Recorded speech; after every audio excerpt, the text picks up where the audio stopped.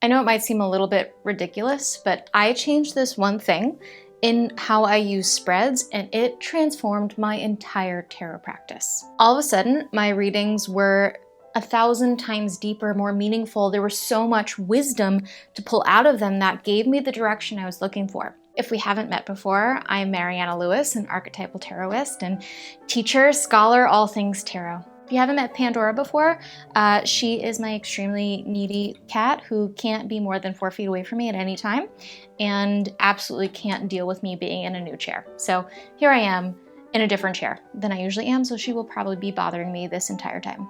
See, there she is. Pandora's cameo. Yeah, you're very cute, but this is not your show. Okay. All right.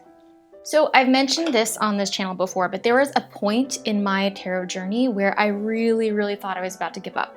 I had studied Jungian psychology and occult philosophy for so long, and I wanted to bring it into my work with the cards, but it was really confusing exactly how to do that. I had books that gave me Jungian interpretations of the cards, but how do I do a reading with this lens? Like, how do I merge it all together? So I took the time to figure it out. I closed my books and I just, for like a month, just sat there with the cards. And I questioned everything about how you do a reading with this approach. How do you enter the space? How do you shuffle? And of course, what spreads do you use? And I was kind of surprised that this ended up being a really big question. Basically, at the same time, I was formulating the archetypal tarot approach, which I have now taught to thousands of students. I can really say that, thousands of students. And this is a good moment to actually tell you that the Archetypal Tarot School, which is the signature course that I teach this approach, is open. Again, the doors are open right now. This is just my favorite thing to do in the world, is to teach this course. So just to give you a little rundown about what the Archetypal Tarot School is, it is a 10-week program that teaches you the mystery, depth, and psycho-spiritual relevance of all 78 cards. This is not your typical kind of rundown of card meanings and keywords. We are applying the archetypal approach. We are drawing from mysticism, occult philosophy, and depth psychology. We talk about things like how synchronicity and the oracle work together, archetypal numerology, the hero's journey, and the minor arcana. We move through the major arcana with such depth, each card having its own full lesson on how to interpret it through this archetypal lens. And then we also talk about how to do the reading. How do we connect the cards? How do we read the greater story that they're unfolding? There are so many things that come with this course. You get a 170-page guidebook. You become part of an active online community where you make friends, exchange readings, ask lots of questions, share your card pulls. It's somewhat of a hybrid program, meaning that you can watch lessons on your own time, so you don't have to block out your schedule. But then we also have that live component where we meet in these classrooms and in the group community page. So there is also this feeling of being connected with people in the moment. The Archetypal Tarot School is starting on September 7th, and there's an early bird bonus for anybody who signs up by August 25th. You get my Archetypal Tarot Elements ebook for free, so that is an incredible deal. So if you're interested in all and deepening your tarot journey and really getting the wisdom out of the cards that you've been looking for, now's the time to check it out. There's a link in the description. So now I want to talk about the spread that changed everything for me. I started with the Celtic Cross because that's what I had been using for years, but I really was wondering what about this works and what's missing something. And so with a lot of trial and error and testing things out, I came up with what I call the Archetypal Tarot spread. And by the way, you can actually get this spread for free. I have an Archetypal Tarot booklet. There'll be a link in the description for that too. So go download that spread for free so you can get a look at it and try it out for yourself. But we're not going to go through the whole spread here right now because there's 10 cards and that's a lot, but I did make a simplified version of it, which I teach in the Archetypal Tarot School, and I want to move through that one here because just to demonstrate the depth that comes out of it. The thing that really was difficult with the Celtic Cross and so many of these similar spreads is that there's usually an outcome card. This is the card that usually kind of summarizes what the answer is to the question that you've asked. And that's what we want, right? We want to know the outcome. We want to know the answer. We come to the cards because we have something that needs that resolution. In the Archetypal Tarot spread, there is no outcome card. There is no answer card, no future, no like this here, this is what you need to do. And that is very intentional. And I know it might sound a little unusual. It sounds kind of like, why would we even why would we do that? But Ursula K. Le Guin has this great quote that I love, which is that there's no right answer to a wrong question. So often when we come to the cards, we have a question in mind. And so we ask the cards these questions and then get confused or frustrated or just feel like something's off when we get some kind of answer that's not clear or it feels like the wrong one. There's just something not right. What we don't realize is that we ask the question that we want the answer to, but it's not really the question we mean to ask. That's why in the archetypal tarot approach, I always tell my students that the goal is not to get an answer, it's to get the better question. And this is really the point of that quote by Le Guin, right? We can't get an answer to the wrong question. First, we have to get to the right one. So in the archetypal tarot approach, by focusing on finding out what that better question is, we get so much more out of our card pulls. We're not just getting an answer, we're examining what the cards are revealing within us that clues us into what that real question is, what that right question is, what that better question is. You're going to begin by clarifying your focal point. This is really important because, again, we're not asking a question. We're not coming to the card saying, is this the right thing for me? We're going to begin with that question, whatever natural thing comes up that we feel that we want to know. And then we're going to inquire what's motivating it, what's underneath it. Once you have a sense of what that motivation is or what the feeling is that's inspiring that question, you're going to write it down on a piece of paper and put it at the middle of the spread. The goal of whatever this focal point is or this intention is that it's asking for some support for what you think that question is looking for. So let me give you an example. I had a student who was working with this spread, and they were in a relationship they had been in for a very long time, and they were starting to feel like it was coming to a close, like it really didn't need to continue anymore, but they'd been in it for so long that there was a lot of conflicted feelings about whether that was right. So my student wanted to ask, should I leave? Is now the right time to end this relationship? Or am I just bored and throwing away something that has been really good for a very long time? So I prompted her to reflect on what is motivating this question. Obviously, you want to know the right thing to do, but what's the thing behind it? Why is this the question that you've chosen? So with reflecting on it a little bit more, she realized that I do have a bit of an intuition that it's time for this to be over, but I don't have any confidence in that. I need to feel confident and clear in order to really make that choice. So card one is what's unconscious, maybe what's shadow. It could be something that we are aware of, something that we see, but maybe has a greater influence on the situation than we realize. Card two highlights what's above this focal point. So sometimes that's a higher calling, right? Something that we're trying to move ourselves towards, something that we see as the kind of greater focus for us in the moment. And sometimes it feels like a mental block, something that blocks our clarity or blocks our ability to feel that we are empowered and understand where we're going. So card three is what's behind. So yes, this is a past card, but it's not just blunt past. It's showing what is a pattern or what is a perspective that we have had behind us and we're still holding on to that now we need to examine more deeply to understand what we do next. And then card four shows us what's ahead. And yes, this is that kind of future card, but it is not an outcome card. Rather, it's showing that this is where the energy, this is where things are going to progress towards, where they're going to move. It can show us where the psyche is leaning toward integration, if it's positive, and if it's negative, it can show us where we will be blocked as we continue forward, something to anticipate so that we can better support ourselves. So for my student, the very first card that she pulled was the Hermit.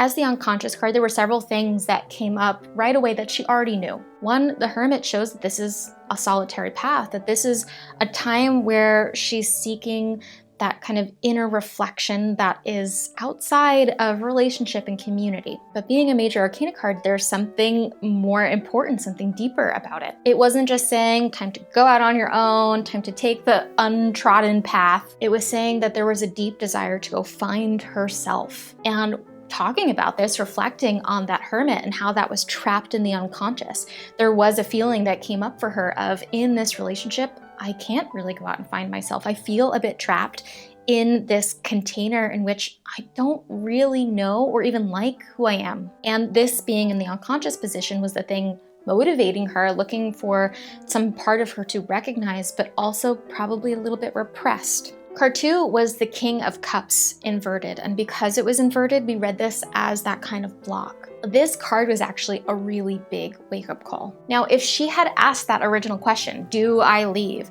Then the King of Cups could have had a very different reading than the one that we ended up settling on. The King of Cups, especially when we're talking about relationships, as all kings tend to do, we like to think of them as like, oh, that's my partner, that's the guy. And all of that energy in the card would have been projected outward onto her partner. Seeing how annoying her partner is might have been validating, but not very useful. Rather, as an inner block, we saw the King of Cups indicating that there was probably some resistance to taking up the emotional responsibility. The King of Cups, when right side up, shows somebody who knows their emotions, who knows what they want, what feels valuable and right for them, and can be really thoughtful in expressing that. Inverted, there's a sense of indecisiveness, weakness, maybe even selfishness. There's probably a lack of awareness of those deeper feelings and what she needs to do to protect them. And the more that we talked about this and how she felt like that inverted King of Cups, we realized that she was very scared of taking up that responsibility to make this important choice in the relationship. She did not want to be the one to end things. She kind of wanted him to do it so that she didn't have that burden and that guilt and all the bad feelings that come with it. So here we got a lot of clarity about why that decision to leave, even though she felt it was intuitively right, she couldn't find the confidence she was looking for because she was scared. She was scared to say, this is not right for me anymore, and I own the authority and knowledge that that's true, even though it's really hard. Card 3, looking at the past, was the Two of Wands, and this was also a really clarifying card. We saw that she had spent a lot of time in the relationship looking backwards, looking elsewhere. Part of her was idealizing the early love in the relationship, which she felt she had lost. And another part of her was looking everywhere for a new sense of inspiration and vitality and excitement in life. She wasn't present in the relationship, and acknowledging this pattern of looking out and looking behind rather than seeing what she had right in front of her and seeing the value in it was really revealing. We also used a little bit of archetypal numerology, and we realized that that spark of that ace, when she had the breakthroughs of like, I want to feel alive again and I can't inside this relationship, when it came to bringing that energy out into the real world, that duality of the fire inside and the action outside, then she froze. And the last card in the future, or in what's to come, was the Tower inverted. Whenever we see these sort of cards, especially when they're in outcome positions, we can lose our minds. When we see the bad cards coming up for us, we know that these are only things that are part of the journey that we have to meet, and we don't need to see it as the answer that cannot be changed. So again, if she had just asked that question of, do I leave? Seeing that inverted tower may have been really unsettling. There was a part of her that was really scared of how much life would change, all of the chaos that would be caused by this decision. And so seeing that card there might have felt like, I can't do that, that's too much. So looking at it instead as an aspect of psyche, an aspect of our interior experience that we need to meet, that tower then became a really, really kind of sacred invitation. There was a need to break down the structures of life a little bit to get it back to its bare, foundations. And when it's inverted, I like to often tell my students that maybe the focus is less on the way life is going to blow up around us and more on how we are going to have to break down our own belief systems and ideas about who we are and who we're supposed to be. And so, yeah, that's scary. We're always going to be nervous about that. But for her, there was a sense of liberation in that experience. There was a sense of breaking out of these four walls that she felt really stuck inside and had no life there. So in the end, she found the better question. Why am I so afraid of making this choice I know I should make?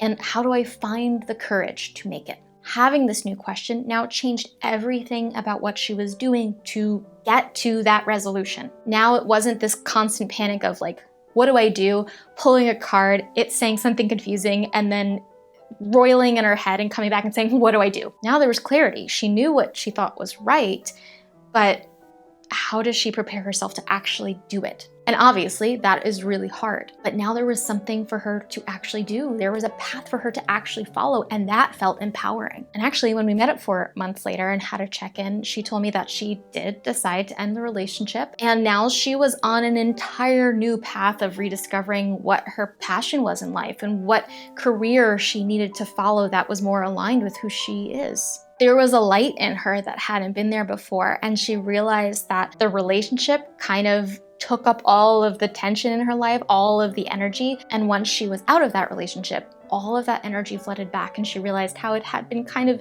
used as a way to deflect from the deeper, harder questions. It's kind of exactly what that inverted tower was pointing to, right? So I hope that this demonstrated how shifting a reading from what is the answer to what's the better question can make all the difference. This was a little bit more of a technical video than I usually make, so if you enjoyed it, please let me know. And you can subscribe or you can follow me on Instagram I give lots of tips like this. And don't forget that the Archetypal Tarot School is starting on September 7th. And if you join before August 25th, then you get my Archetypal Tarot Elements ebook for free. Thanks for being here, and thanks for being so patient with me as I've lightened my video load. So if you've stayed around, I really appreciate it. I'm so glad you're here. So that's all, everybody, and have a beautiful, meaningful day. I know, honey, I'm working. I'm working. And I was kind of surprised that, and of course, can you get down?